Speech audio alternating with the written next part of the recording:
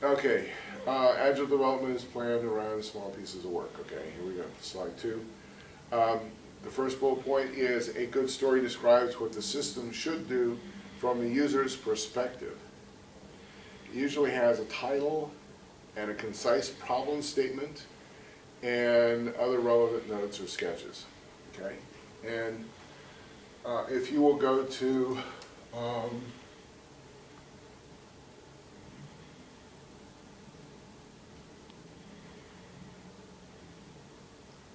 and look at this. This is our saferoadmaps.org website that we're working on at Claremont. Basically, if you go in there, you'll find out we have the same issues. And here's an interesting point. Okay, so we have. Well, let's get this one up here. The next one. Hold on. Okay. Let's go to the next thing. It says, identify the type of user you think engages in this activity. Okay. Well, what we can do, can you get this far over here, Ron? Can you see over this way? Okay. So we have 3 kinds of users in Safe Roadmaps. We have the casual, and then we have the analyst, and then we have the bureaucrat. Okay? And they're all looking at information from different points of view, from different perspectives. They want different things. Casual user is going to look at, I want to see fatal, whoops, I'm doing this all the time, aren't I, guys? Fatal crashes at longitude, latitude. Okay? There we go. That's where the T goes. Now, this is who, and this is what, and then we'll say how. Okay? All 3 of these guys want to do the same thing, but they have 3 different purposes in mind. This one wants to find out the safest route. This guy may want to be discovering if there are any trends at any point in time. And the bureaucrat has whatever governmental objective in mind, but a third part. Okay, so we have to code for all 3 of these guys. How are we going to do it? Well, we just query database.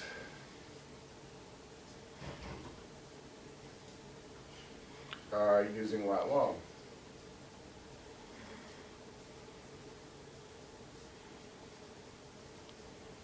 And then we will do the same thing. Okay, this is ditto. And this is ditto. Plus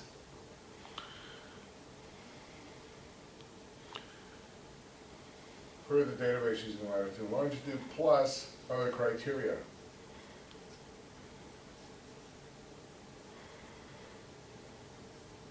Okay. So it'll be a bigger query. It'll have to be more flexible. And we'll be basically doing the same thing for the bureaucrat. We'll give him more access to this information. Okay? We'll use the latitude and longitude plus other criteria. The criteria that we will supply to him, okay, because we don't want to just let them go willy-nilly into the database, but we will supply to them other criteria based on their user status.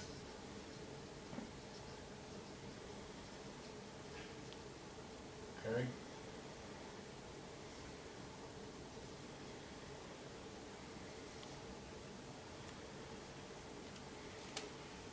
So you would have 3 sets of cards if you were doing the card thing. You would have 3 sets of cards for each one of these user status types to determine what was going to happen when they were working on this thing. Again, the second bullet point on this slide is discuss the goal of this activity, what makes this activity successful from the user's perspective, okay? Not your perspective, okay? One of the programmers used to tell me, he says, software is great stuff. If it wasn't for users, it'd be wonderful. No, the users are the reason we write this stuff, not just ourselves, okay? Discuss other users that may be involved, okay? The bureaucrat, for instance, may be getting input from, like, senators or Congress people, okay? Could be a staff person on somebody's, a senator's staff person or something. And believe me, the people who are paying for the safe roadmaps are from the NHTSA. So you can bet that they have ulterior motives, okay? Now, discuss the context of use. Where is the user when this activity is performed? That's not so critical in this particular situation, but you could say that this casual user is on an iPhone and the analyst is at a laptop and the bureaucrat is Office. Okay? So basically you've got that to deal with as well. Context. Other tools or items the user has to work with other than the software when engaged in this activity. Those are often important because it could be, again, it's like the iPhone. You know, it's not just being mobile, but he's on an iPhone, so he'll have to develop for that particular platform. Or the laptop. He's got more flexibility because he may be mobile, but he's using a laptop and wireless access. And then the Office has a desktop machine, of course. So you want to think about these things as you're dealing with them, depending on the size of the platform, the number of pixels available to you, the real estate available to you to display what it is you're looking at. Okay. Okay, on the next thing we have kind of a summary of what we're doing here. It says view real-time traffic information across the U.S., kind of like the safe roadmaps stuff here. It's a concise problem statement, and it says as a road safety analyst, which is this guy, okay, I want to view real-time traffic information across the U.S. in at least 3 locations simultaneously in a web browser. Well, from our perspective at Safe Roadmaps, we know we can't give that to them because we don't have, real-time data. That's not possible for us to give them to them. Okay, so we'll tell him immediately we can't do that. And if he says, well, you have to in order to get the funding for this thing, we'll have to go and look for it. But we tell him immediately the real-time traffic information is not available to us. Okay. Web browser we can supply in any format, mobile, laptop, desktop, doesn't matter. That can be handled. And he wants to monitor patterns of traffic and related traffic incidents. Well, again, Safe Road Maps, we can monitor traffic patterns, but not in a real-time situation. Okay. Alrighty, so I believe that's the end of this set of slides. Why, yes, it is.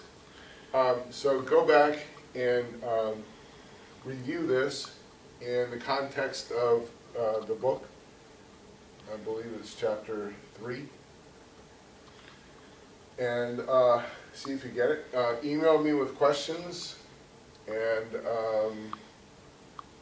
so I guess that's about it. I look forward to being back with you soon. And I'm going to probably continue with the 3rd set. I'm not sure if I'm going to do that today, though. Alrighty, thanks a lot. See you later.